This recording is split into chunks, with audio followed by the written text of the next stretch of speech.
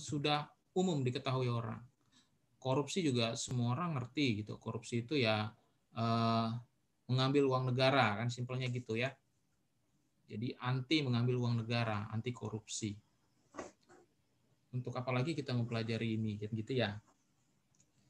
Jadi mungkin di sini kita bisa lihat dulu tujuan pembelajaran mata kuliah ini. Yang pertama, memberikan pemahaman mengenai nilai-nilai yang tepat atas penerapan standar etika dan anti korupsi kepada mahasiswa sebagai calon ASN.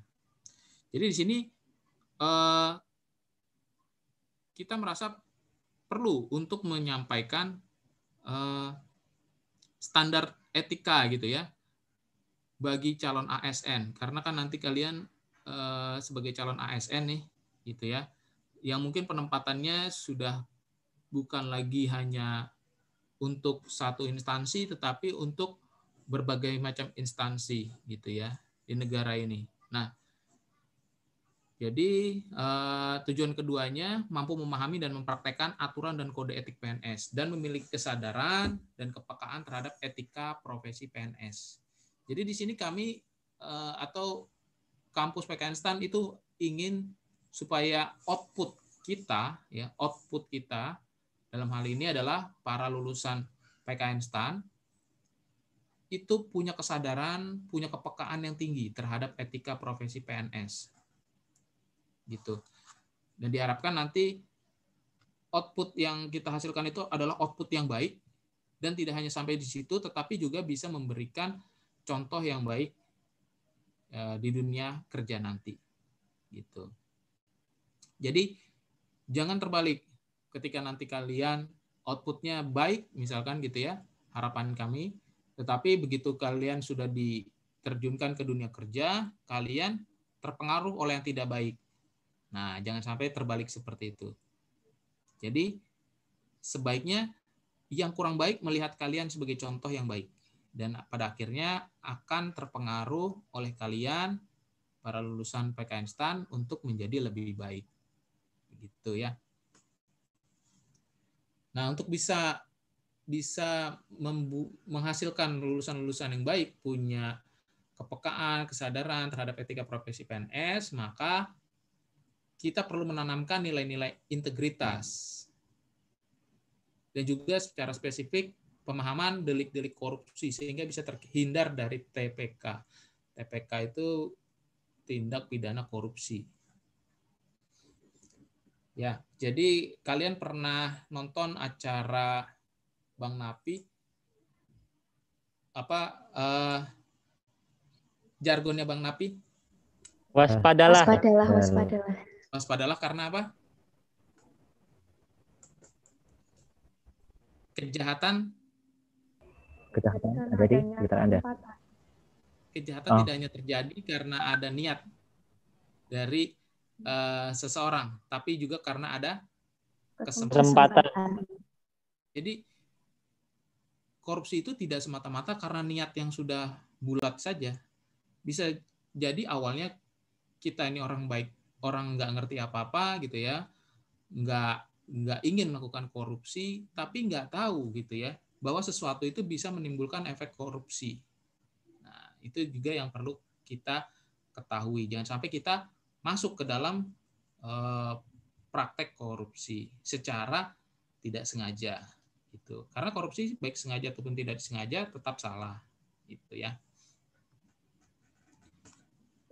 Nah, untuk bisa mengetahui etika, untuk bisa memahami etika, maka materi yang perlu kita pelajari ada di dalam list yang kalian lihat di sini. Jadi yang pertama, kalian perlu mempelajari buku Etika Profesi PNS. Ini karya dosen kita ya di PKN STAN, Pak Satria Adi Lubis. Kemudian Undang-Undang Nomor 5 Tahun 2014 tentang Aparatur Sipil Negara. Lalu PP 53 Tahun 2010 tentang disiplin PNS. Ada juga Undang-Undang Nomor 25 tentang Nomor 25 Tahun 2009 tentang pelayanan publik. Gitu ya. Dan seterusnya ada buku The 8 Habits From Effectiveness to Greatness by Stephen R. Covey. PP 42 tahun 2004 tentang pembinaan jiwa Korps PNS. Kemudian KMK nomor 312 tahun 2011 tentang nilai-nilai Kemenkeu. Ada yang tahu nggak nilai-nilai Kemenkeu? Kan kalian sudah PKL nih, sedikit banyak yang di Kemenkeu harusnya sudah pernah dengar nih. Apa nih nilai-nilai Kemenkeu? Integritas, sempurnaan, pelayanan, profesionalisme, sinergi, ya. Ini kalau bisa diurut, ya. Jadi kita bisa hafalkan secara simple e-prospek gitu. Integritas, profesionalisme, sinergi, pelayanan, dan yang terakhir kesempurnaan. Ya, itu ada di KMK ini gitu ya. Lalu PMK 190 tahun 2018 tentang kode etik PNS Kemenkeu. Ya, jadi kita sebagai PNS juga punya kode etik gitu ya. Dan yang terakhir contoh peraturan gitu ya terkait dengan etika, yaitu Perdir PKN STAN nomor 4 PKN 2017 tentang hak, kewajiban, dan disiplin mahasiswa PKN STAN. Itu. Udah pernah baca belum yang poin 9 nih, kalian sebagai mahasiswa? Jangan-jangan belum pernah baca. Pernah di awal Pak, waktu dinamika dulu. Oh, isinya apa sih? Ya, tentang hak, kewajiban, dan disiplin mahasiswa Pak. Oh gitu ya. Iya. Tentang hak, kewajiban, dan disiplin. Oke. Sudah cukup menjawab. Nah, nanti setelah UTS, yang perlu kalian pelajari ada di list ini, nanti kalian bisa lihat ya. Ini adalah materi-materi pelajaran per pertemuan. Itu. Nanti kalian bisa lihat. Nah, ini mungkin yang perlu kita bahas, aturan main. Ya, ketika kita melakukan perkuliahan, nah mungkin ada aturan main yang perlu kita sepakati di sini. Yang pertama, tidak diperkenankan terlambat masuk kelas. Oke, di sini saya ambil aturan bahwa mahasiswa itu paling lambat masuk ke dalam ruang Zoom 10 menit setelah jam pelajaran dimulai. Gitu. 10 menit nggak berat ya, karena kan kalian kan sekarang by Zoom. Kalian tinggal ganti baju, yang cewek tinggal pakai kerudung, langsung klik Zoom, kan gitu, cepat ya. Beda kalau dulu mungkin kalian harus berjalan dulu ke kampus berapa menit, kan gitu. Kan sekarang nggak perlu. Waktu tempuh sudah bisa diminimalisir. Ya, jadi 10 menit tidak berat ya. Oke. Jadi kalau terlambat gimana? Ya, jadi di sini kita belajar ambil konsekuensi. Kalau misalkan di atas 10 menit, mahasiswa terpaksa dianggap tidak masuk kelas. Gitu. Jadi terserah, kalau masih tetap ingin mengikuti boleh, tidak mengikuti juga tidak apa-apa. Gitu ya. Berpakaian rapi dan bersih, mengikuti aturan. Nah, kalau bisa mandi ya, gitu. Jadi jangan sampai nggak mandi, mentang-mentang di rumah, bangun tidur langsung buka Zoom gitu ya. Nggak enak, mukanya masih sembab-sembab gitu kan. Nggak enak dilihat temennya gitu ya. Terus tidak menggunakan gadget selama pembelajaran. Jadi selama pembelajaran, mohon kalian bisa mengikuti juga proses pembelajaran, tidak asik dengan gadgetnya. Kecuali memang ditugaskan oleh dosennya, gitu ya. Selanjutnya pelajari modul, undang-undang, dan peraturan seperti yang sudah tadi kita lihat, gitu ya. Nah, ini yang penting nih, mengerjakan tugas dengan gembira. ya, dengan gembira, tepat waktu dan baik hasilnya. Jadi tugas mau kalian lakukan dengan gembira, mau kalian lakukan dengan berat hati gitu ya, mau sambil misuh-misuh bahasa Surabayanya gitu ya, mau sambil ngerundel gitu ya bahasa Jawa Tengahnya gitu ya, ya tetap harus dikerjakan. Jadi lebih baik dikerjakan dengan gembira. Mungkin ini perlu kalian pahami juga. Apakah kalian sudah tahu satu SKS itu waktu belajar untuk mahasiswa berapa lama?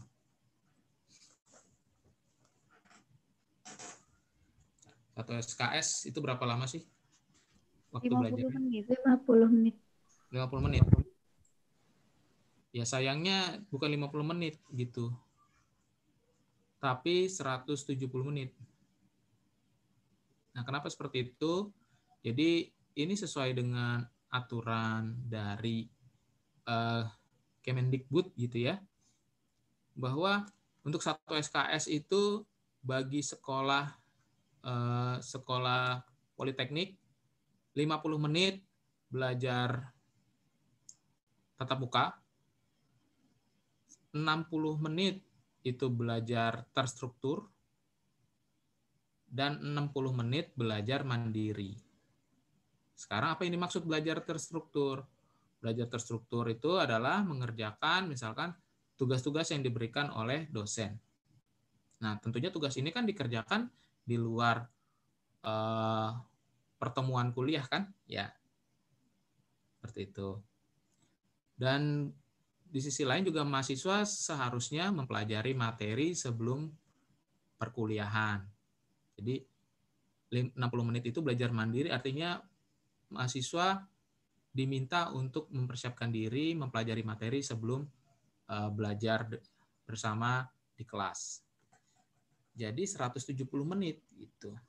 Seharusnya alokasi waktu yang kalian sediakan untuk belajar. Sekarang kita hitung. Kalian punya SKS berapa semester ini?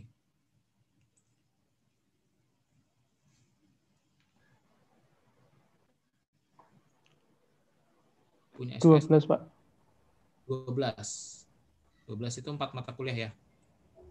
Iya, Ya, Pak. ditambah Oke. PCA sama PKL, Pak. Kalau dikali 170 menit berapa?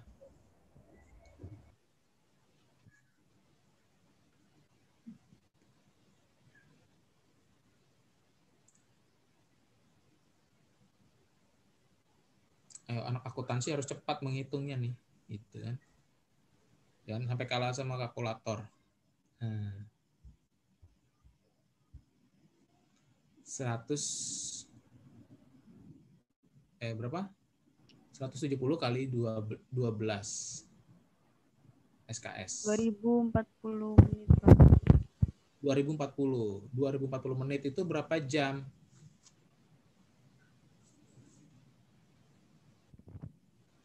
34. 34. 34 jam itu kalau kalian belajar setiap hari, maka berapa lama waktu kalian belajar? Seharinya? Hampir 5 jam, Pak. Hampir 5 jam. Nah, itulah waktu belajar kalian, yang alokasi waktu yang perlu kalian sediakan untuk belajar dalam konteks untuk bisa menguasai materi 12 SKS gitu. Jadi saya pernah dengar beberapa kali gitu ya, bahwa mahasiswa mengeluh tugasnya banyak banget gitu ya.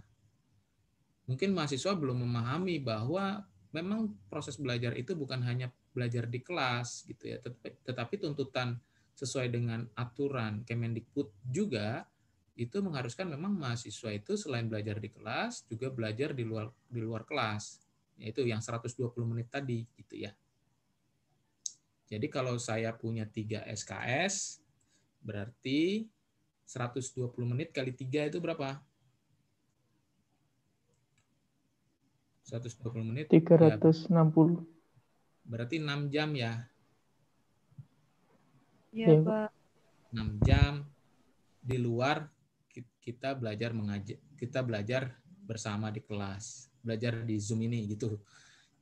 Jadi 6 jam untuk kalian bisa menguasai satu mata kuliah per minggunya.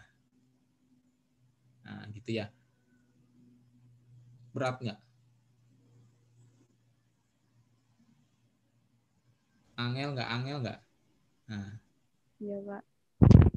angel ya. Ya memang berat gitu. Maka dari itu kaum terpelajar itu dipandang mendapat respect gitu ya. Kenapa orang yang terpelajar itu mendapat respect? Karena apa? Karena memang berat, belajar itu berat. Gitu. Dan kalian punya kesempatan, di sisi lain kalian punya tugas yang berat memang. Gitu. Jadi kalau nggak berat, kalau kata Dilan kan, Dilan bilangnya apa? Jangan kangen ya. Kangen itu berat katanya gitu ya. Nah, apakah kamu mau disampaikan seperti itu oleh Dilan? Jangan belajar itu berat. Kan enggak gitu ya. Enggak kok, enggak berat buat saya gitu. Kalau orang lain bisa, saya pun bisa. Gitu ya. Ya, jadi ini kesempatan kalian, gunakan sebaik-baiknya dan jangan cepat puas dalam arti saya sudah di PKN STAN, nanti sudah dapat penempatan,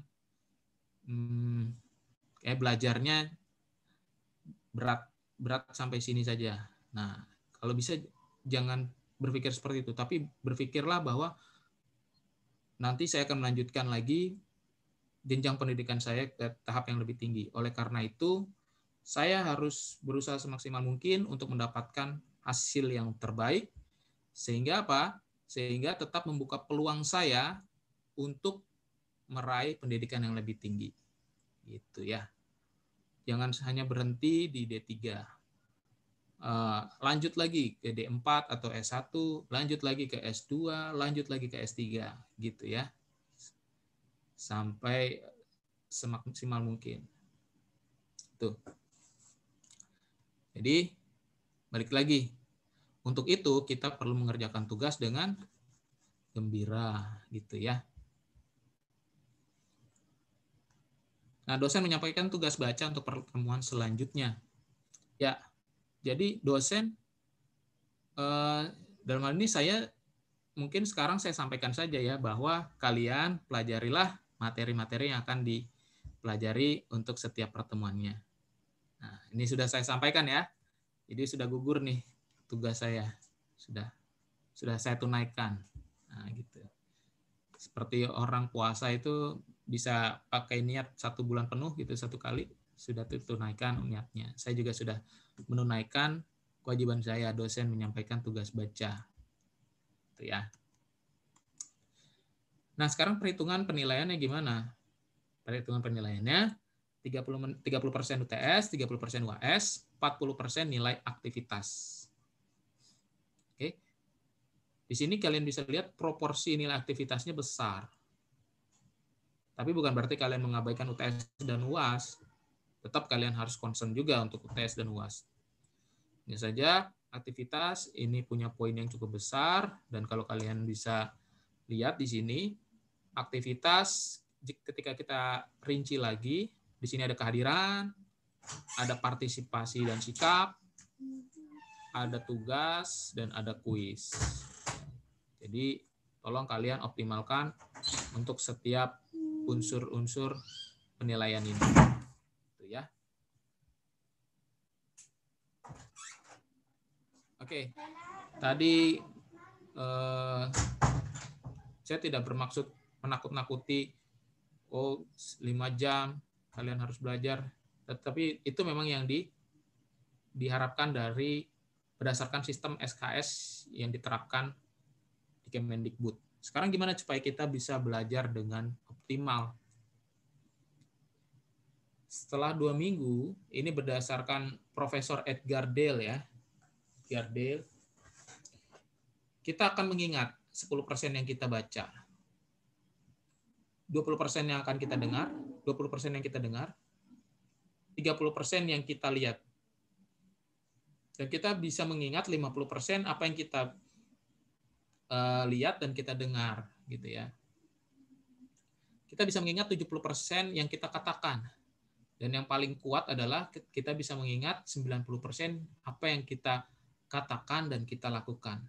Jadi practical itu membuat kita mengingat lebih kuat.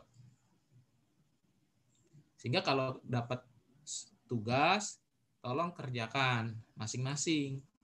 Tidak mencontoh gitu ya, tidak mencontoh temannya gitu ya. Karena dalam proses mencontoh itu tidak ada proses doing. Ya. Hanya copying. Doing itu apa ya? Doing itu mencari dan menemukan sendiri jawabannya. Sehingga itu lebih kuat. Gitu ya. Juga aktivitas kita menyampaikan. Jadi di sini ya mata kuliah ini harusnya mata kuliah yang sangat interaktif karena nggak ada sesuatu yang terlalu sulit untuk dipahami gitu ya. Kita bisa berdiskusi banyak tentang etika, tentang anti korupsi. Gitu. Jadi harapan saya kalian tidak terlalu takut untuk berbicara. Itu quote of the day. Oke, itu slide pertama. Di sini ada pertanyaan nggak? Izin bertanya, Pak. Ya, silakan, Hairul. Terkait dengan kewajiban absen tadi 10 menit, itu apakah, maksudnya, jadi kan teman-teman, saya sendiri juga Pak, ada kendala di absen ya Pak. Misalnya kadang error gitu, gagal. Nah, itu apakah ada toleransi untuk itu? Oke, Atau jadi bagaimana Pak? Atau absennya secara langsung dipanggil kita? Oke, jadi 10 menit yang saya maksud adalah kalian masuk ke ruang Zoom-nya 10 menit. Bahwa nanti setelah di Zoom, di dalam masuk ruang Zoom, kalian belum bisa presensi di portal, nggak apa-apa gitu ya. Tapi dari sini kan saya sudah tahu, tadi sudah saya perkenalan dari 1 sampai 30 ya. 1 sampai 30 ada semua gitu ya. Sekarang ada semua nggak? Sekarang kurang 1. Siapa ya? Ada yang susah koneksinya kah?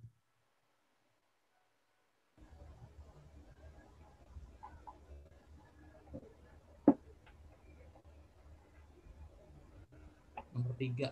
Nomor 3. Lanjut lagi, kita lihat materi lainnya di sini.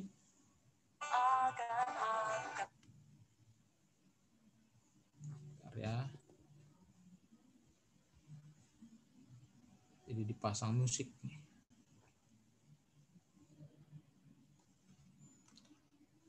Oke, kita coba masuk ke materi sekarang. Ini tadi sudah kita bahas tujuan mata kuliahnya. Nah, jadi kedudukan mata kuliah etika dan anti korupsi ini mempunyai kedudukan yang sangat krusial dan fundamental dalam mempersiapkan mahasiswa kedinasan sebagai bekal mereka kelak sebagai PNS yang menjunjung tinggi etika, bersih dari korupsi, serta berintegritas sesuai dengan peraturan yang berlaku maupun nilai-nilai luhur kehidupan bangsa. Ya, jadi memang mata kuliah ini tidak berkaitan langsung secara kompetensi teknis gitu ya. Apakah dengan mempelajari etika kita bisa mengerjakan tugas lebih cepat? Sepertinya nggak relevan gitu. Tetapi ini tetap penting supaya kita bisa menghasilkan lulusan-lulusan lulusan mahasiswa yang akan menjadi calon ASN, di mana bisa berintegritas tinggi gitu ya, dan membawa birokrasi ini menjadi lebih baik gitu, membawa birokrasi pemerintah Indonesia menjadi lebih baik gitu.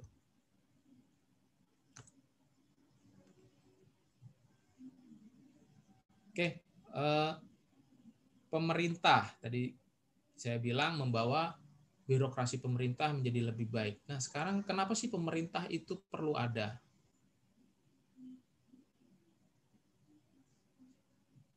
Coba, ada yang bisa jawab, kenapa pemerintah itu perlu ada? Coba, Kartika. Kenapa pemerintah itu perlu ada? Karena untuk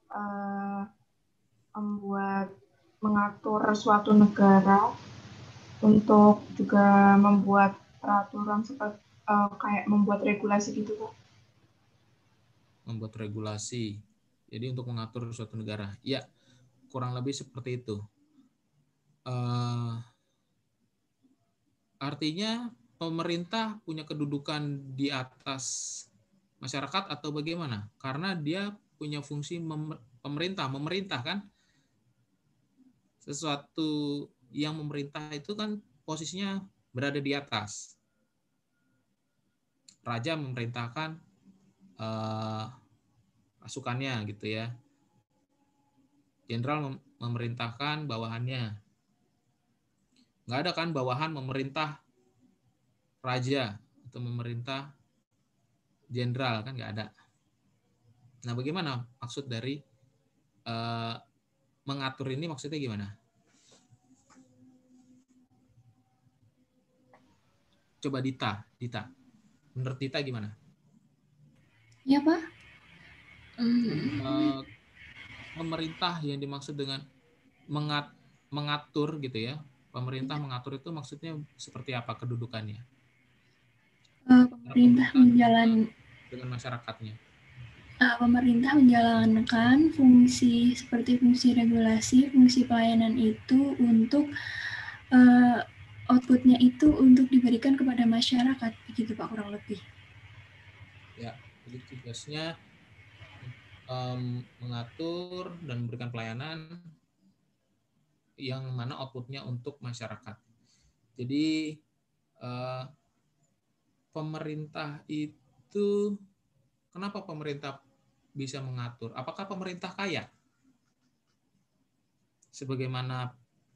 Sebagaimana raja ya yang kaya sehingga dia bisa mengatur, sebagaimana bos yang punya kekayaan dia bisa mengatur bawahannya. Apakah pemerintah itu kaya?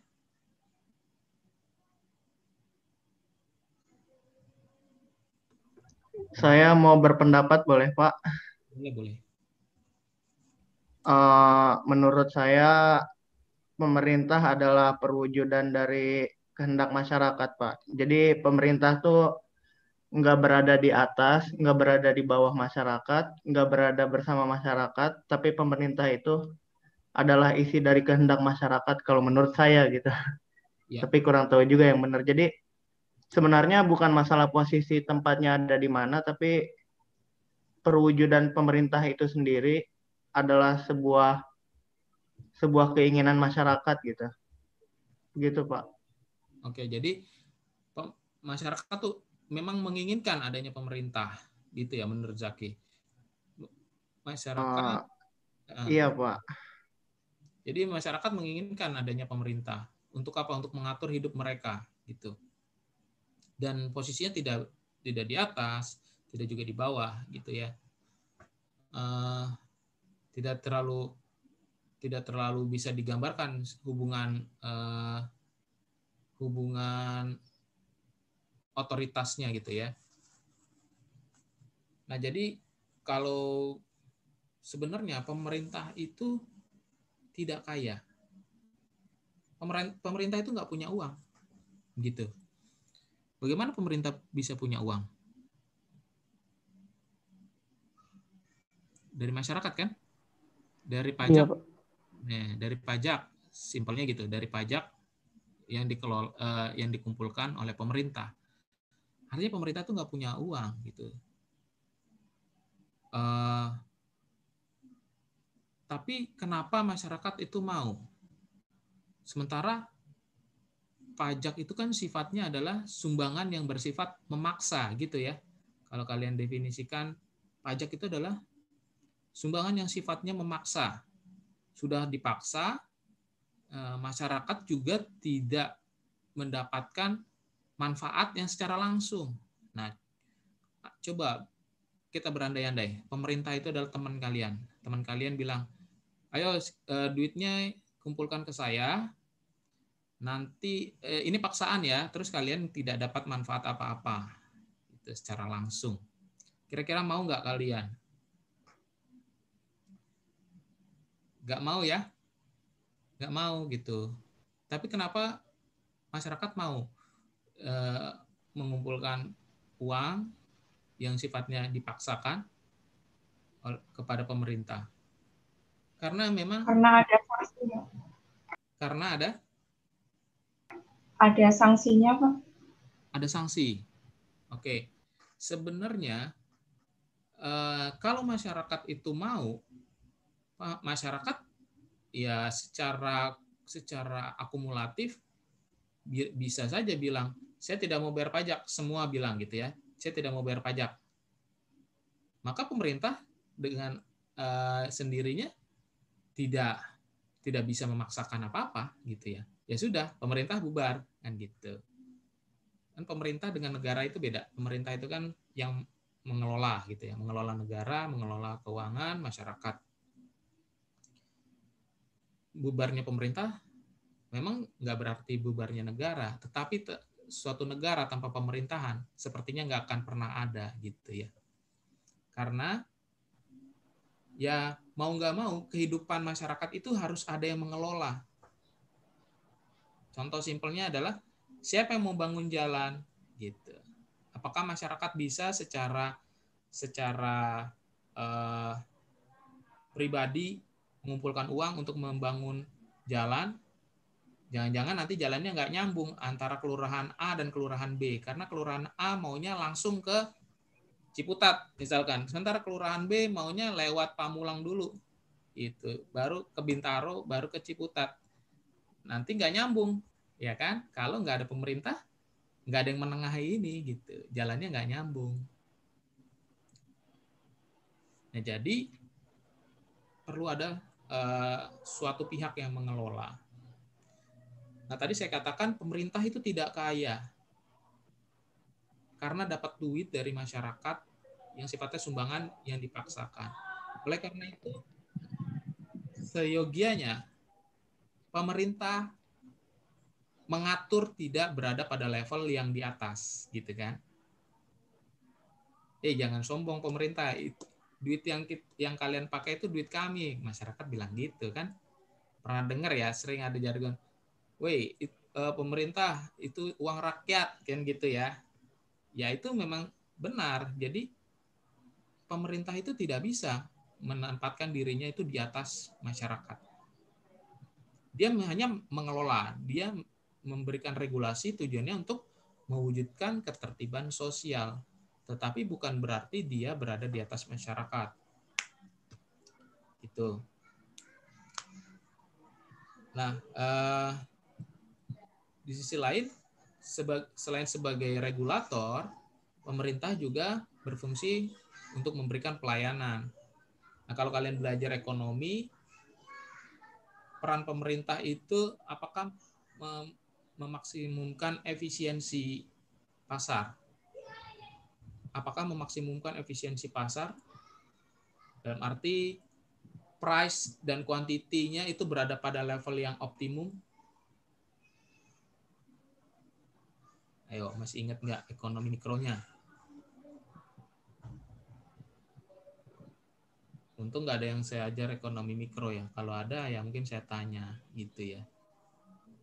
Selamat gitu ya. Jadi kalau ekonomi mikro itu kan berbicara pasar yang efisien itu adalah pasar kompetitif sempurna kan gitu ya.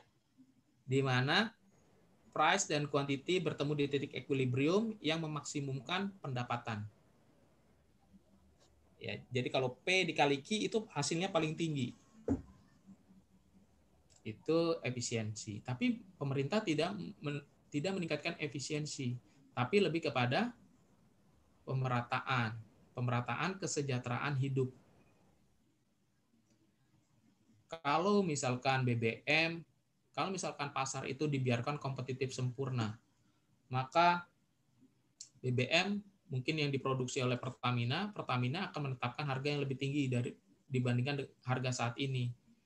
Karena BBM punya kecenderungan merupakan barang yang inelastis, dalam arti walaupun harga itu ditingkatkan pada level tertentu, permintaan tidak akan terlalu berkurang banyak.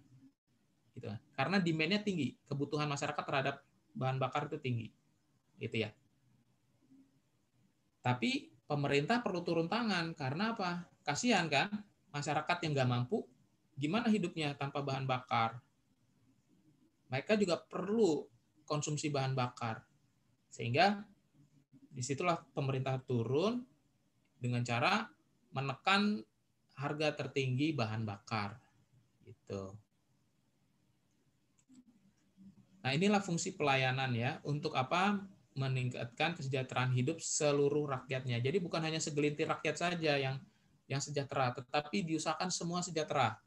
Mau yang dari yang tidak mampu sampai yang mampu sejahtera. Yang tidak mampu bisa tetap hidup dengan layak, yang mampu tidak terlalu berat dalam berkorban gitu, karena tidak terlalu mengganggu perekonomiannya, tidak terlalu mengganggu kesejahteraan hidupnya, masih tetap berada pada level yang sama gitu.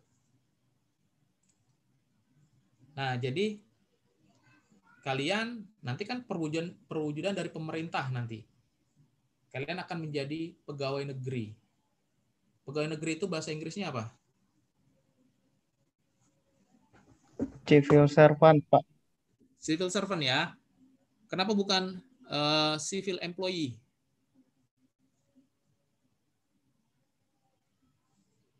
Ada makna di situ berarti ya. Bahasa Inggrisnya itu menyatakan civil servant, ada makna bahwa untuk menekankan bahwa hey, kalian itu adalah servant.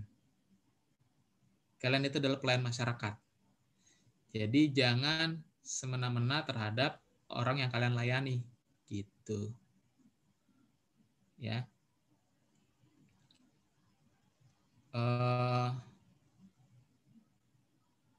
Jadi konsep bahwa bekerja itu memang sebenarnya melayani. Konsep bekerja itu sebenarnya melayani. Dan di sini kita difokuskan lagi, kita adalah melayani masyarakat. Mau kalian itu pegawai biasa, sampai misalkan nanti kalian menjadi pejabat gitu ya. Mudah-mudahan kalian akan terus ingat bahwa kita ini semua adalah pelayan masyarakat. Itu ya. Duit yang kita dapatkan itu adalah hasil sumbangan masyarakat yang bersifat memaksa, nah gitu ya. Tetapi masyarakat tenang saja, masyarakat ridho kok, gitu ya. Masyarakat ikhlas karena memang masyarakat meminta pemerintah supaya kehidupan mereka, kehidupan kita semua itu terkelola dengan baik, gitu. Nah, jadi fungsi pemerintah itu kalau di sini kita bagi menjadi dua, ada regulasi, bentuknya nanti adalah pengaturan, dan pelayanan publik yang bentuknya adalah pelayanan. Nah, ke dalam bentuk spesifik pelayanan publik, maka untuk pelayanan publik itu sama dengan birokrasi. Coba, birokrasi, menurut kalian apa yang terbesit dari kata birokrasi? Coba, Ines. Apa menurut Ines birokrasi itu apa namanya ya? Apa yang kamu pikirkan terkait kata birokrasi, mendengar kata birokrasi?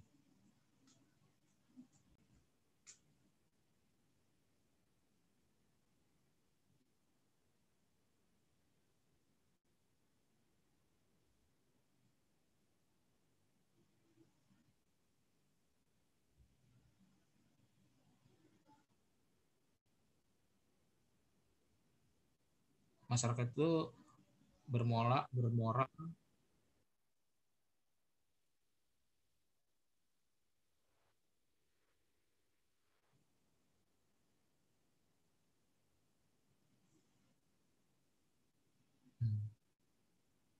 Oke, birokrasi itu ya. Jadi kegiatan masyarakat berbangsa dan bernegara, kurang lebih gitu yang Ines pahami. Oke, yang lain coba Jai, coba Jai. Hadir Pak, ya. Gimana Jai? Birokrasi Birokrasi apa sih? sistem, Pak. Ya. Sistem. Ya. Sistem apa nih? Sistem organisasi berjalannya pemerintahan, Pak. Sistem yang yang berbentuk piramida lah. Jadi kan pemerintah tuh lebih tinggi jabatannya tuh lebih sedikit gitu orangnya. Oke, jadi kurang lebih seperti itu. Yang Zai pikirkan birokrasi itu adalah hierarki dari struktur organisasi pemerintahan gitu ya, di mana semakin tinggi jabatan itu akan semakin sedikit jumlahnya, seperti itu ya. Oke. Ada lagi yang punya pandangan lain? Coba Rafika.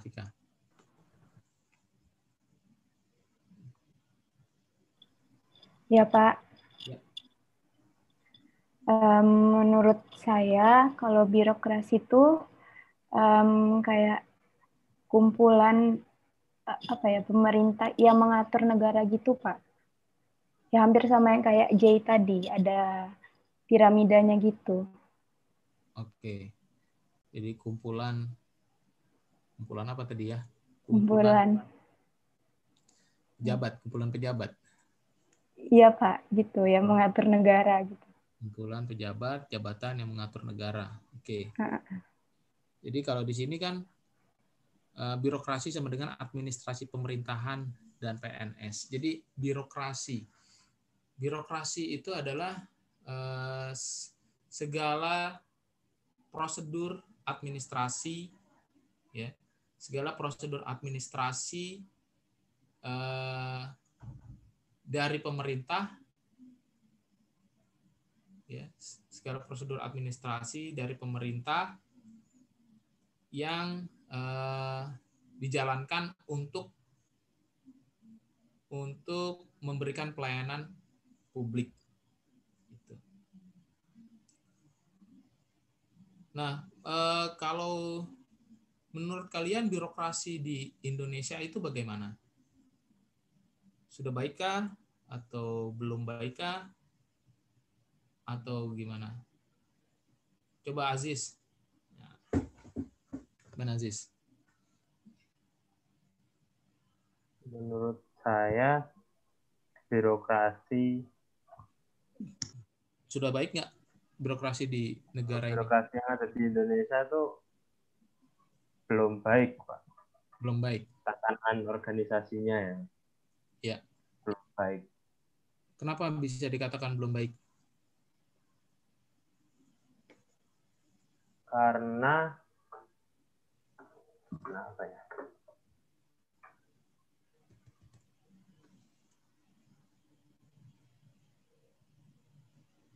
Oke, sambil mendengar jawaban Aziz, ini Jai sama Gista belum presensi ya? Tobi? Sudah, Pak. Sudah, Pak. Sudah. Oke.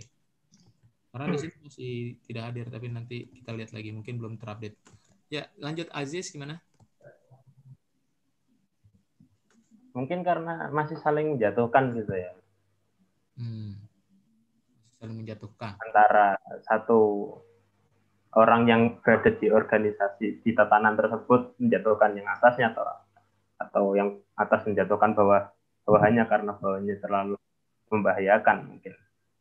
Kalau saya mungkin ya. Ya. Jadi proses birokrasi itu masih tidak baik karena masih ada saling mengganggu gitu ya antara satu pihak dengan pihak yang lain. Jadi birokrasi atau ada yang punya pendapat lain, birokrasi di Indonesia menurut kalian mungkin ada yang menyatakan sudah cukup baik? Saya, Pak.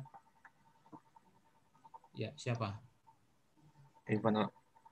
Menurut saya sama kayak Aziz sih, Pak. Menurut saya birokrasi di Indonesia belum baik karena yang kita lihat sampai sekarang saat ini para permintaannya itu belum memegang jabatannya itu tata kelola, dia mengelola pemerintahan itu belum baik gitu, Pak. Masih contohnya itu masih korupsi gitu, Pak. Ya. Jadi belum baik ya menurut kalian. Oke. Ya, jadi kalau kita lihat banyak sebenarnya kan tadi birokrasi itu adalah proses administrasi atau prosedur administrasi. Sebenarnya birokrasi itu lebih kepada prosedurnya sih, bukan kepada orangnya. Orang-orangnya itu namanya birokrat. Kalau birokrasi itu prosedurnya, tata caranya, tata cara administrasi pemerintahan dalam hal menyelenggarakan proses pelayanan publik. Jadi proses administrasi pemerintahan itu mungkin kalian rasakan belum baik. Contohnya gini, contohnya BPJS. Nah, BPJS itu ketika orang ingin mengklaim asuransi BPJS, sepertinya rumit. Kenapa rumit? Pertama, harus rujukan dulu. Jadi orang nggak bisa main langsung ke rumah sakit. Dia harus dapat rujukan dulu dari puskesmas. Puskesmasnya pun tidak semua puskesmas. Harus puskesmas yang sudah ditunjuk untuk setiap individu. Jadi misalkan saya, puskesmasnya adalah ada vaskesnya itu di puskesmas Pamulang. Nah, kalau saya ingin berobat dan meminta rujukan rumah sakit, maka saya harus ke puskesmas Pamulang. Nggak boleh saya ke puskesmas, misalkan saya lagi ada di Bintaro, nggak bisa saya ke puskesmas di Bintaro. Gitu. Nah, itu salah satu proses birokrasi, ya, di mana orang itu merasa, aduh, birokrasi. Kalau sudah masuk birokrasi itu kayaknya ruwet gitu ya, ruwet kan gitu ya. Kalau kata Pak Presiden ya, ruwet kayak gitu ya. Pernah lihat nggak? Nggak pernah lihat ya. Iya, jadi beda dengan proses ketika kita mengklaim layanan dari swasta. Misalkan ada yang punya asuransi swasta. Nah, itu gampang. Biasanya kita tinggal sebutkan saja nomor ID asuransi kita, tinggal dicek, oh ya sudah bisa masuk, langsung masuk ke ruang perawatan misalkan gitu. Jadi gampang, cepat. Beda dengan birokrasi BPJS contohnya ya. Nah, hal-hal seperti inilah yang harus kita minimalisir. Proses birokrasi, proses administrasi pemerintahan inilah yang harus kita minimalisir. Gitu. Jadi kalau kita melihat apakah sekarang pemerintah itu sudah cukup memperbaiki proses birokrasi, ada nggak contoh proses perbaikan birokrasi yang kalian lihat, yang kalian ketahui? Sebenarnya banyak, gitu ya. Bisa nggak kalian sebutkan? Coba, Jesse. Boleh, Pak. Itu siapa tadi? Siapa? Silakan. Saya Pak Jai, Pak. Oh ya, Jai. Coba Jai. Ya kalau saya PKL, kalau di kantor PKL saya sih kan KPPN ya.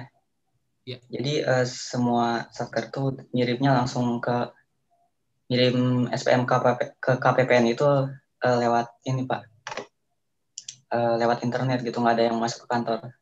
Jadi lebih efisien aja Pak. Oke, ya. Nah, itulah salah satu bentuk contoh perbaikan pelayanan publik, perbaikan proses birokrasi, atau yang kita namakan apa namanya? Reformasi birokrasi, ya. Nah, jadi dalam reformasi birokrasi adalah upaya untuk perbaikan proses birokrasi. Salah satu contohnya adalah di KPPN tadi, seperti yang Jay sampaikan, proses SPM itu sudah tidak harus lagi diantarkan secara langsung, tetapi bisa by system secara online. Begitu, Jay, ya? Nah, itu merupakan salah satu lompatan besar dalam pelayanan publik sebenarnya, gitu ya. Nah, hal-hal seperti ini yang harus terus dikembangkan. Proses-proses perbaikan pelayanan publik inilah yang harus terus dikembangkan. Sehingga apa? Sehingga masyarakat sebagai stakeholder kita, masyarakat sebagai orang yang seharusnya kita layani, itu memang merasa puas. Memang harapan mereka itu sudah sesuai dengan apa yang mereka terima, gitu. Walaupun mungkin sebenarnya harapan tidak akan pernah sesuai dengan kenyataan, tetapi setidaknya bisa tidak terlalu jauh dari harapan, dalam arti tidak mengecewakan masyarakat. Nah, gitu. Nah, sekarang untuk bisa melakukan perbaikan pelayanan publik, apa yang harus dimiliki oleh seorang ASN? Nanti kalian nih, apa yang harus kalian miliki?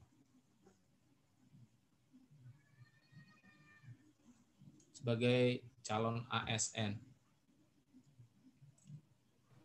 Coba Nifa. Iya, Pak.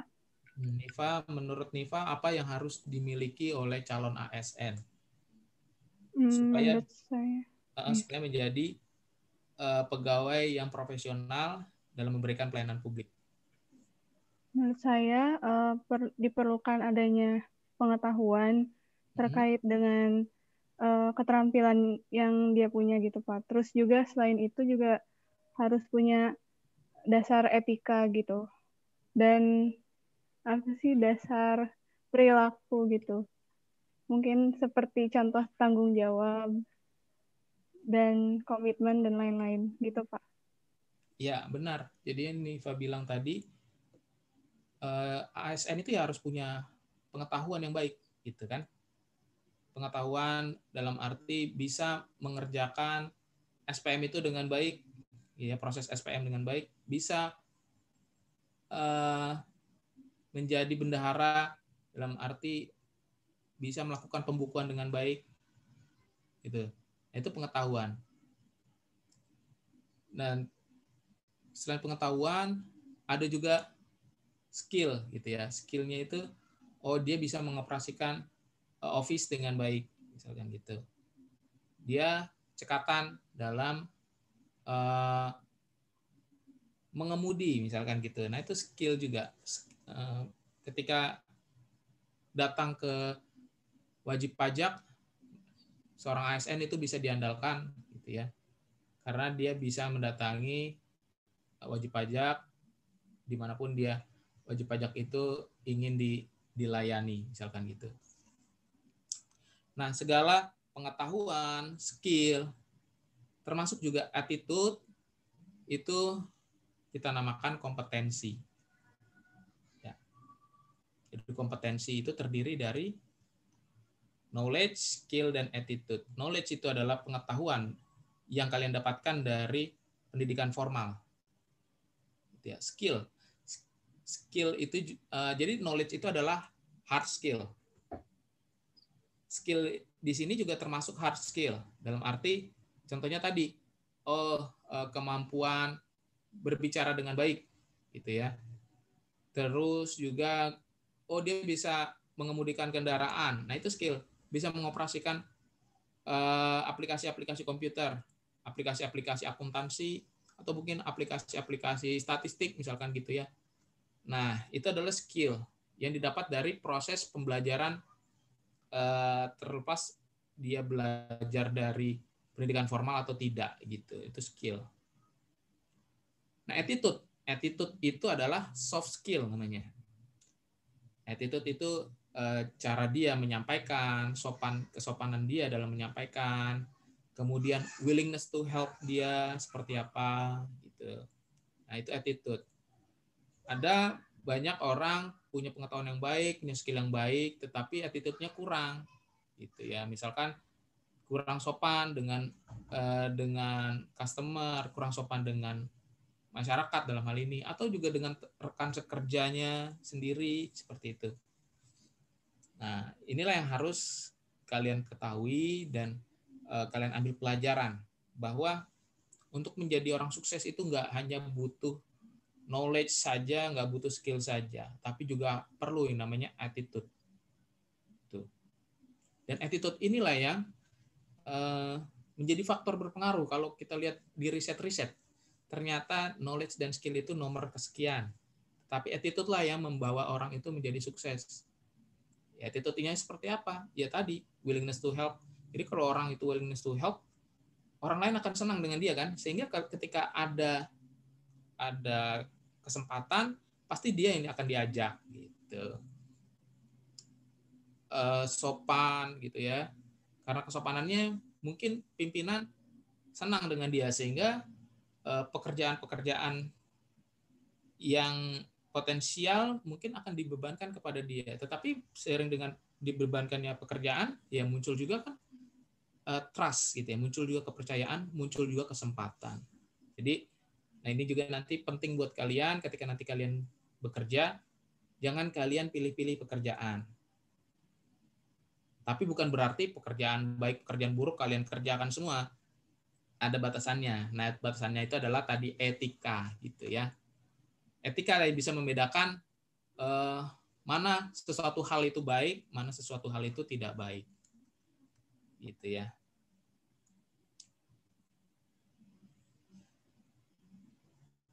Nah, tadi kompetensi tadi kita bisa spesifikkan kompetensi PNS artinya adalah kemampuan atau karakteristik yang dimiliki PNS berupa pengetahuan, keterampilan, dan sikap perilaku dalam tugas jabatannya. Sehingga dapat menjalankan tugas secara profesional, efektif, dan juga efisien. Nah, ini tadi sudah saya sedikit singgung nih. Apa sih perbaikan dari birokrasi? Nah, ini adalah yang kita namakan reformasi birokrasi, yaitu upaya melakukan pembaruan dan perubahan mendasar terhadap sistem penyelenggaraan pemerintahan.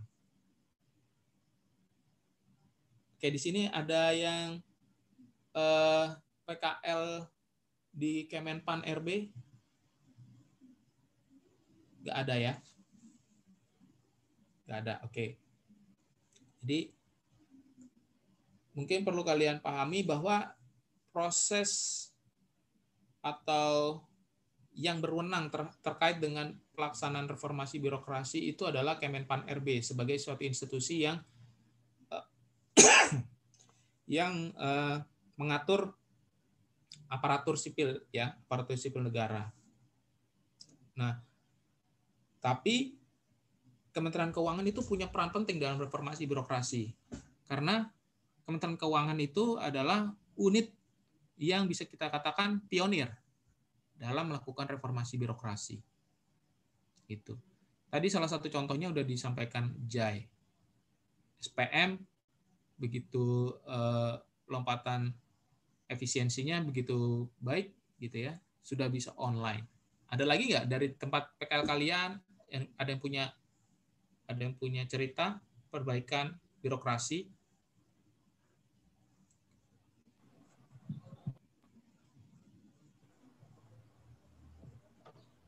Ada, Pak.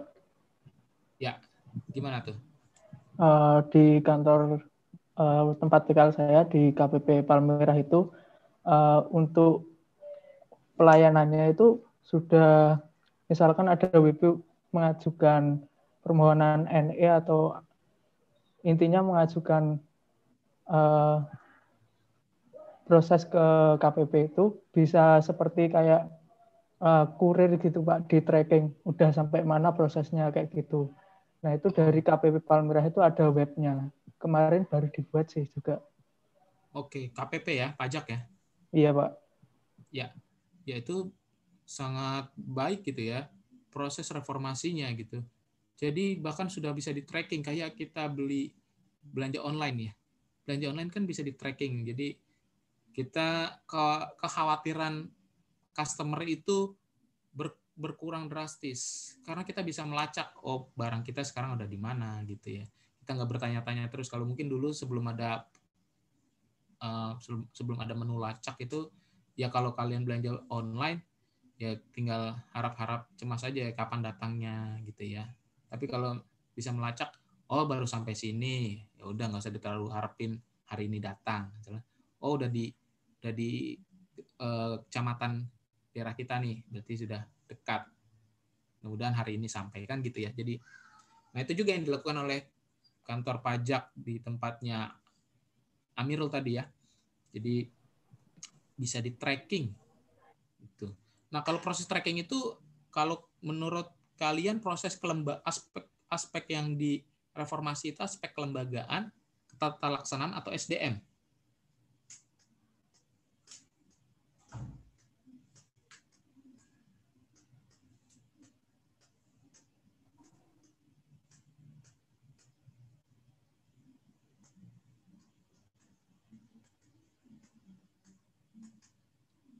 Kelembagaan, keterlaksanaan atau SDM?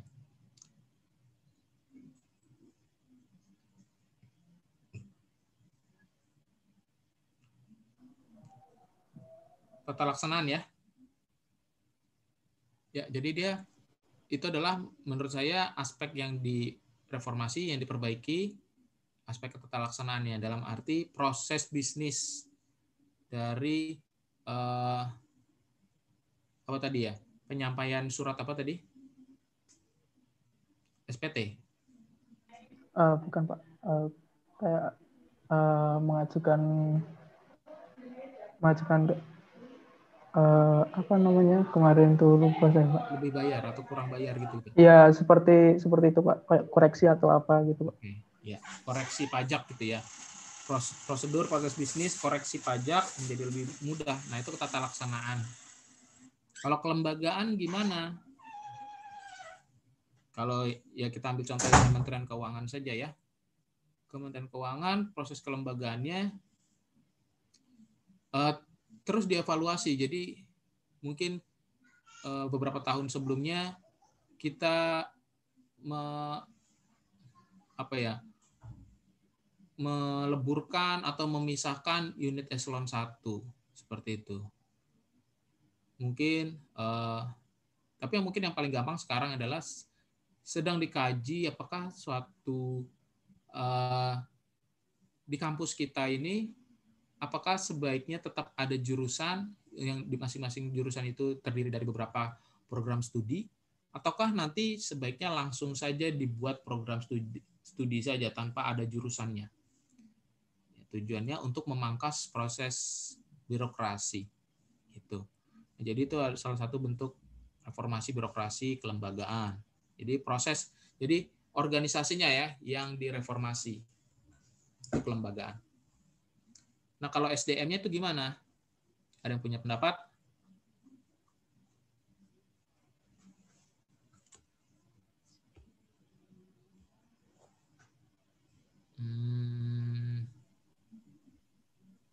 Yola. Ya, Pak. Menurut Yola, kalau proses reformasi birokrasi terkait SDM itu yang seperti apa? Mungkin menurut saya peningkatan keterampilan dan skill dari pegawai. Iya, jadi peningkatan keterampilan gitu ya. Kementerian Keuangan itu kan punya Pusdiklat dan Pusdiklatnya itu sangat adaptif terhadap proses pembaharuan. Nah, kalian mungkin lihat kalau dari kalian sendiri ada KLC ya. Nah, pegawai Kementerian Keuangan sendiri juga memiliki fasilitas-fasilitas KLC seperti itu di mana pegawai bisa terus belajar, bisa terus terupdate dengan informasi terbaru gitu ya, sehingga akan terus meningkatkan kompetensi pegawai. Jadi pegawai juga di Kementerian Keuangan bisa terus belajar secara online, bukan hanya mahasiswa PKN STAN saja gitu ya, bahkan pegawainya juga punya akses yang sama gitu. Oke. Oops, sorry. Kok udah sekian, sorry. Nah, jadi reformasi birokrasi adalah langkah strategis. Oke. Pemerintahan sekarang punya salah satu prioritas pembangunan, yaitu membangun SDM ASN secara berkelanjutan, gitu kan ya. Jadi pemerintah sekarang sangat concern tentang pembangunan SDM. SDM ini bukan saja SDM ASN, sorry. Jadi pembangunan SDM yang berkelanjutan. Jadi lebih general, sebenarnya pemerintah itu concern dengan pembangunan SDM. Supaya apa? Supaya masyarakat itu semakin pintar. Kalau masyarakat semakin pintar, diharapkannya bisa survive lebih baik, gitu kan ya. Bisa bekerja, bisa memenuhi kualifikasi pekerjaan tertentu lebih baik, bisa bekerja dengan lebih baik, bisa melakukan pekerjaan lebih baik, bahkan mungkin bisa menciptakan pekerjaan dengan lebih baik itu. Tapi kalau misalkan maaf, jadi kalau pendidikannya kurang, ya biasanya sangat relevan dengan kompetensinya gitu. Termasuk attitude-nya. Ya, kalau kalian lihat, mungkin orang-orang yang pendidikannya rendah, ya attitude-nya pun juga masih sangat perlu diperbaiki juga gitu ya. Seperti ya sifat, mungkin ada rasa malas untuk melakukan sesuatu yang sulit gitu ya. Itu pasti ada relevansinya dengan pendidikan.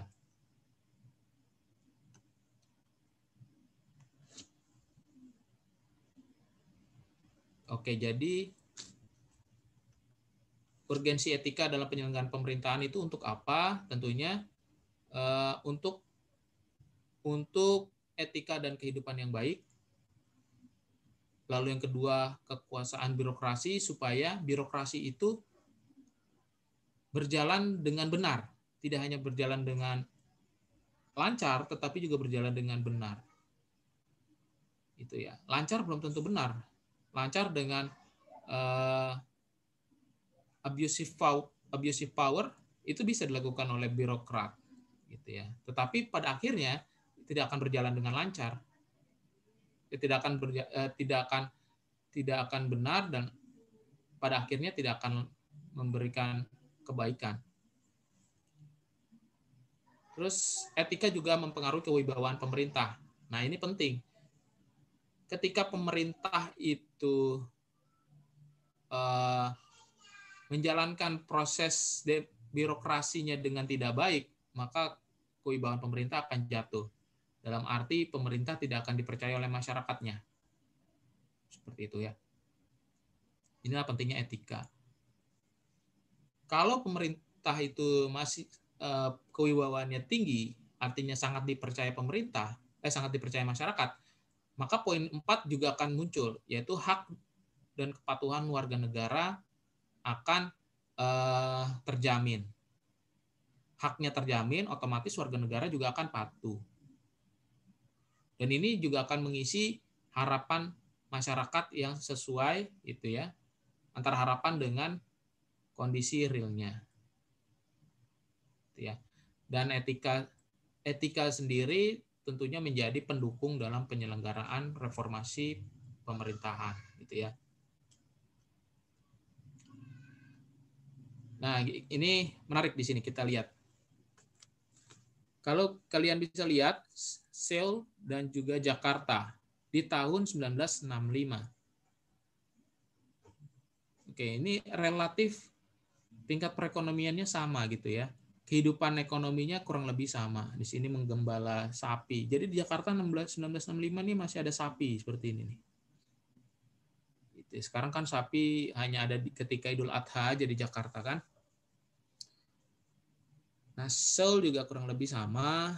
Kalau kalian lihat GDP per kapita di tahun 2013. 2013-nya di sini.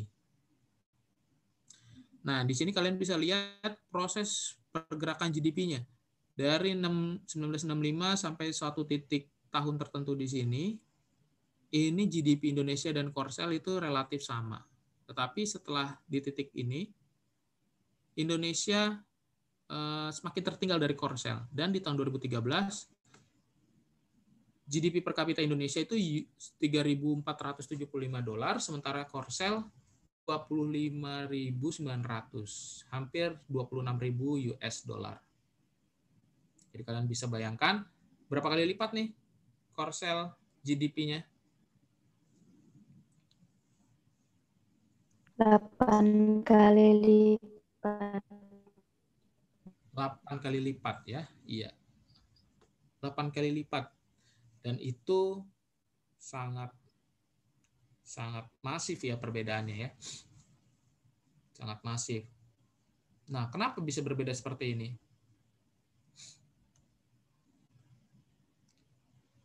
Korsel dan Indonesia sama-sama punya perencanaan 5 tahunan.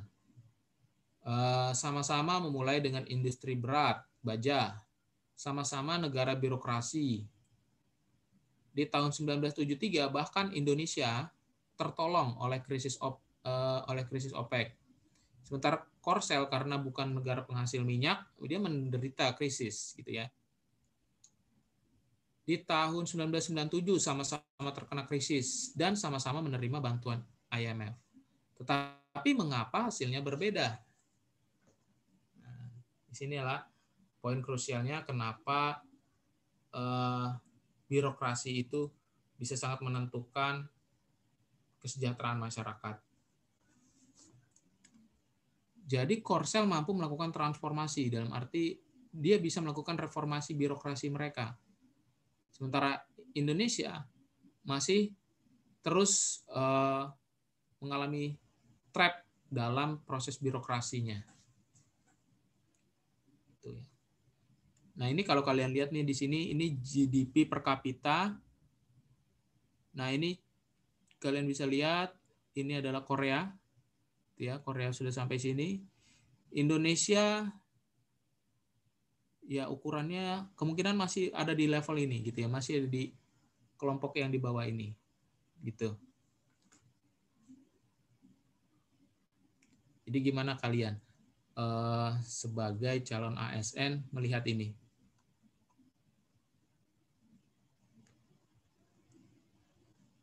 Apakah sedih atau senang atau gembira gitu ya, seperti tadi mengerjakan tugas dengan gembira, atau seperti apa? What do you feel? Amanda, what do you feel? Amanda saya, Pak. Manuku, nggak ada ya? Amanda ada berapa, Amanda? Ada 2, Pak. Oh, ada 2, sorry ya. Amanda mana ya namanya tadi Amanda?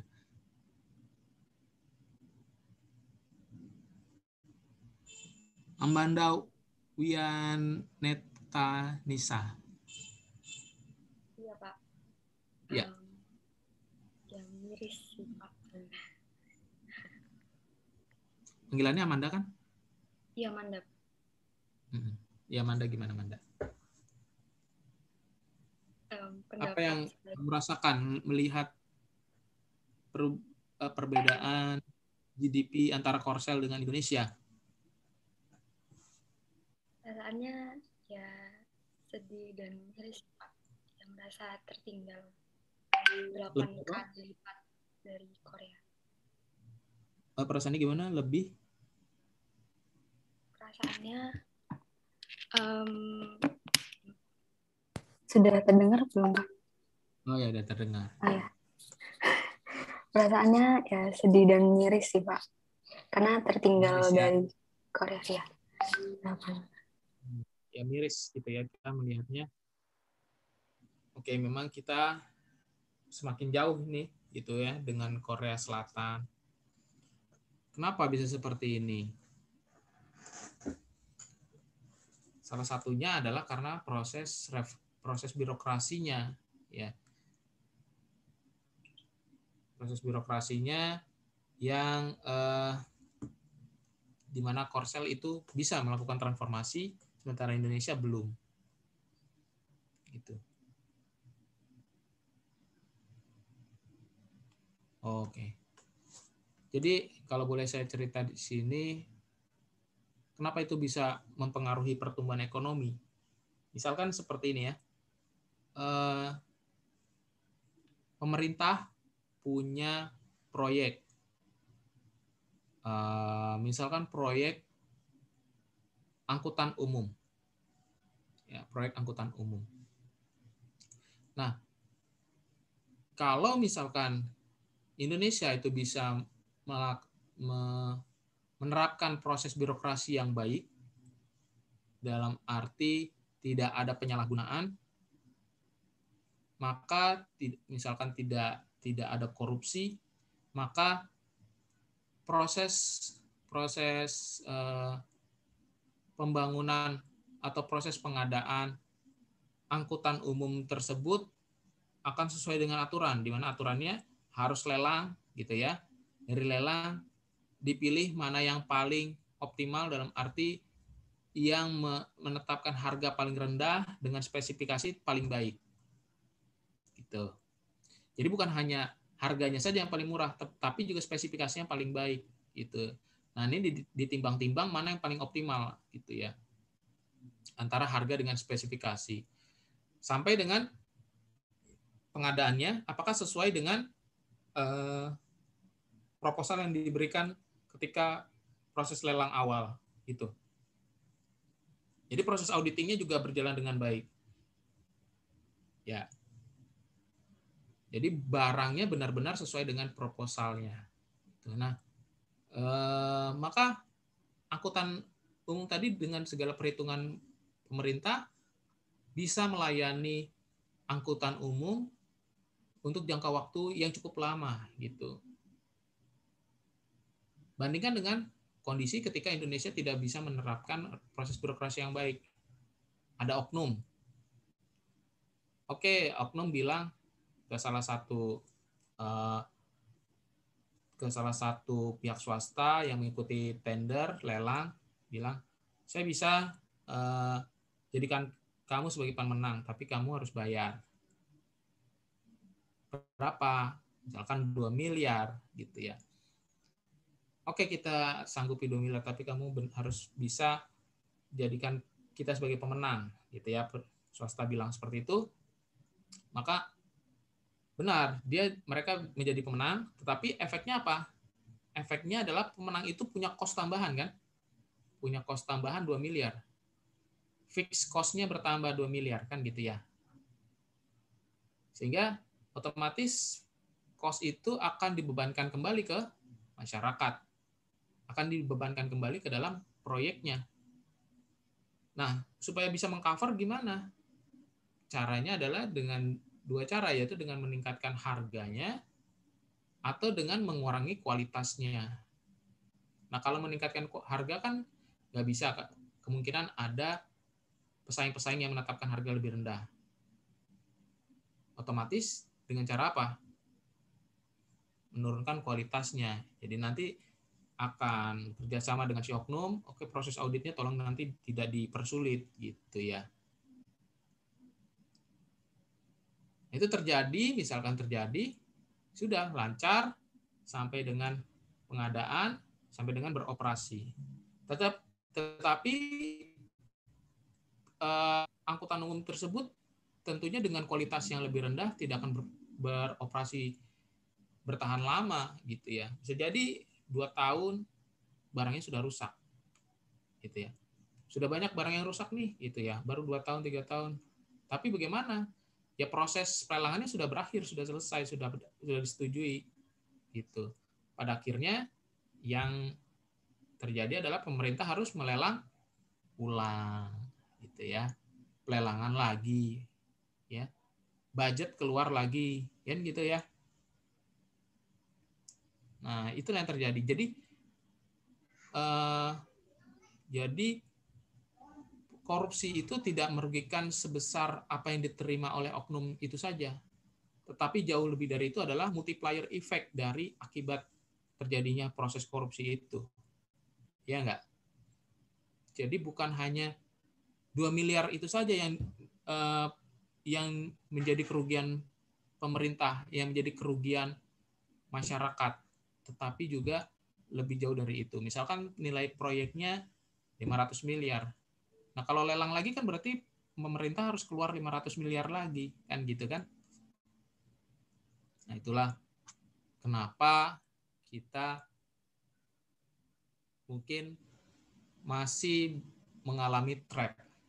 Jadi anggaran kita itu habis untuk sesuatu yang berulang-ulang, ya. Kita tidak bisa menggunakan anggaran untuk quality spending yang baik gitu ya. Sehingga ya masih seperti ini. Jadi mudah-mudahan itu bisa memberi gambaran kepada kalian. Ada pendapat nggak dari kalian? Dari yang saya sampaikan? Boleh tidak sependapat, boleh ya?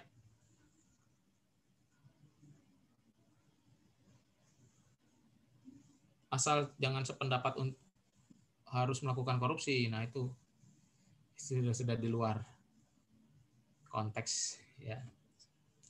Oke, gimana menurut kalian? Ada ide? Ada komentar?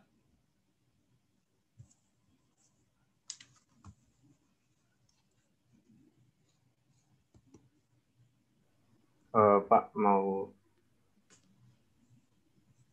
Ya, silakan Aziz. Ini bukan pendapat ya Pak, lebih bertanya pendapat Bapak malah saya. Ya, kan birokrasi itu tidak bisa tidak adanya reformasi birokrasi itu kan berarti saya simpulkan tadi Bapak bilang itu karena birokrasi sendiri kan. Tidak ada birokrasi karena apa tadi?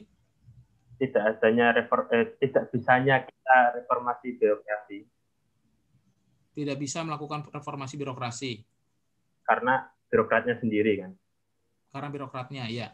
Ya, itu menurut Bapak kenapa birokrat kita kok berbeda dengan yang lain gitu? Kenapa yang lain lebih oke? Oke, kenapa birokrat kita kok punya mental ya begitu? Mentalnya seperti apa? Susah untuk maju gitu ya? Ya, oke, ini pertanyaan bagus. Oke, jadi banyak hal sebenarnya. Salah satu halnya adalah tadi kesempatan.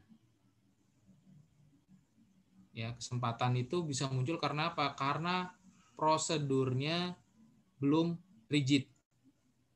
Prosedurnya belum memaksa orang untuk berbuat untuk menaati peraturan. Ya, kita tahu bahwa penerapan hukum di Indonesia ini masih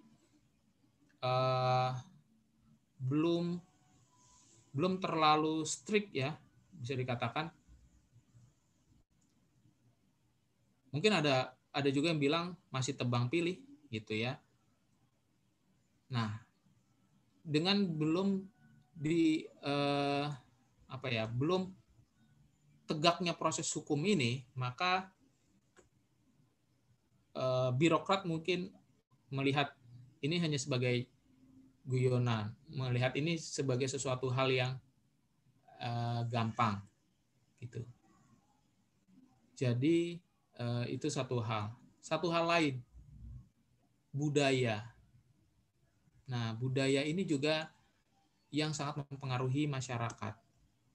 budaya itu menjadi salah satu akar gitu ya, bagaimana masyarakat itu bisa berkembang. Kalian bisa lihat contoh negara dengan budaya yang kuat, disiplin yang kuat itu negara apa?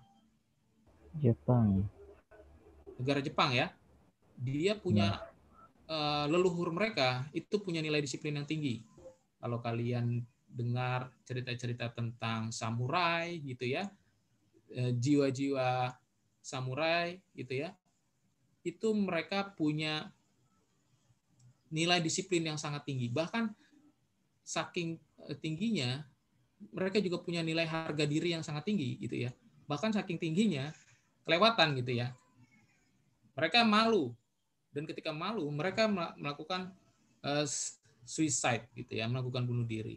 Nah, itu mungkin berlebihan, tetapi ada nilai-nilai luhur yang sangat tinggi dari budaya suatu negara, itu bisa sangat mempengaruhi kemampuan negara tersebut untuk bisa berkembang. Nah, disinilah kita masyarakat Indonesia ini, kalau ini perspektif pribadi memang ya, tapi sepertinya sih relevan buat saya bahwa budaya kita tidak terlalu mendukung kita untuk bisa cepat maju. Budaya nggak enakan, ya, budaya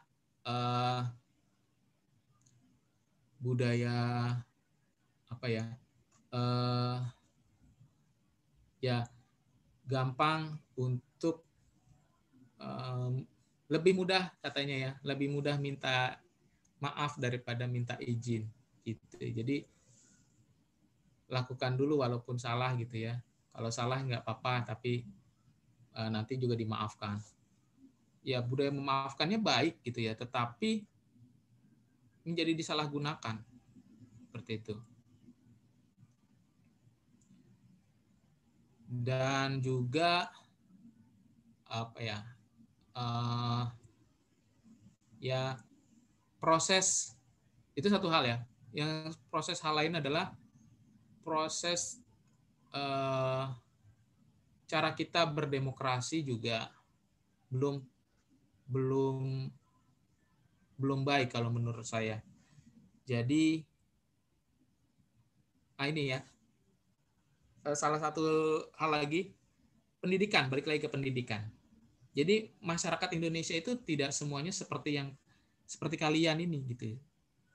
Cukup berpendidikan gitu ya, terdidik.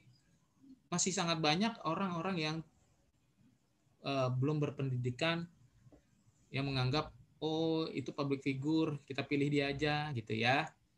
Dia terkenal tuh, kita pilih dia aja gitu ya.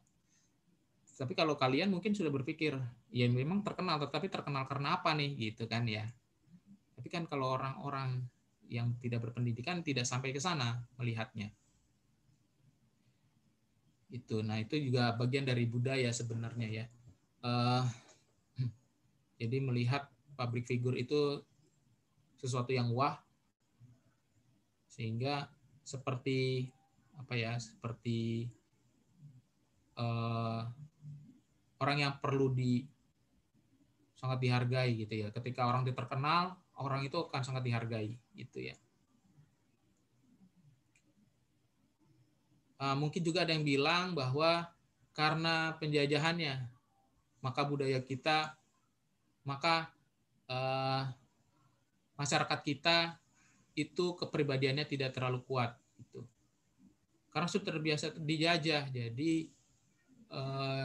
jadi ketika dijajah itu kan ya disuruh A ya mak ikut, disuruh B yang ikut gitu, hanya ngikut-ngikut gitu ya. Mungkin ini ada benarnya juga, tetapi ya sebaiknya kita harus melepaskan diri dari stigma itu, karena kalau kita nggak bisa lepas dari stigma itu ya kita akan buat exception terus untuk diri kita. Ya kita ini negara yang dijajah oleh Belanda itu ratusan tahun. Ya kalau kita berpikir seperti itu ya kita nggak akan maju-maju gitu. Tapi kalau kita punya pandangan ini kita nggak bisa begini terus gitu ya, kita harus berubah, maka ini yang akan bisa merubah birokrasi kita gitu. Dan birokrasi itu korupsi itu tidak terjadi hanya karena orang itu pingin, tapi bisa juga terjadi karena terpaksa sistem yang ada sekarang itu sudah sangat memaksa orang kalau nggak korupsi, hidup mungkin nggak akan aman, misalkan gitu. Nah ini berat kalau sudah yang dinamakan budaya korupsi. Korupsinya sudah membudaya. Itu sudah berat. Gitu ya. Banyak hal sih sebenarnya yang mempengaruhi kita kenapa berat untuk maju. Tapi yang namanya budaya itu memang sangat kuat dalam mempengaruhi perjalanan hidup masyarakat.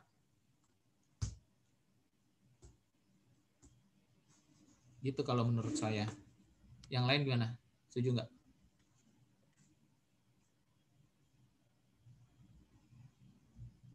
Nah, untuk bisa membentuk budaya baru itu harus menggunakan pendidikan. Nggak bisa kita menggunakan nasihat. Kita harus gunakan pendidikan.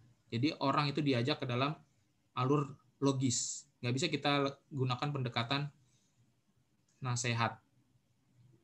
Jadi kalau kalian coba sekalian nasihati teman kalian gitu yang sudah punya pola pikir tertentu. Tanpa kalian ajak untuk berlogika, maka akan susah ya teman kalian itu menerima. Yaitu kan misal gitu ya, yaitu kan dulu gitu ya. Sekarang kan udah seperti ini, ya kita ikutilah kan gitu ya. Tapi kalau kalian mau merubah sudut pandang orang, kalian harus ubah itu dengan pendidikan. Gitu.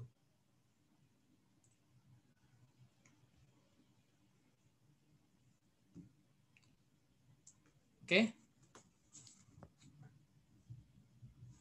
Ada lagi pendapat atau hal lain yang mau disampaikan?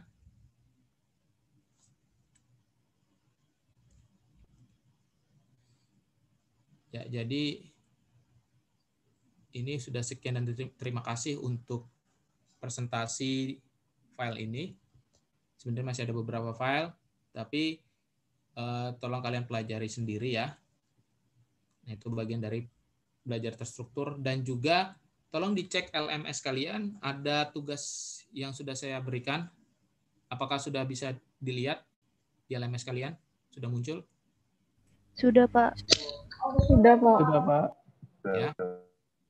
Ya, jadi tolong itu nanti kalian bisa kerjakan. Ada batas waktunya sampai kapan? Tanggal 3, Pak. Ya, sampai dengan tanggal 3. Jadi, ya saya rasa itu tidak terlalu sulit gitu ya untuk dikerjakan.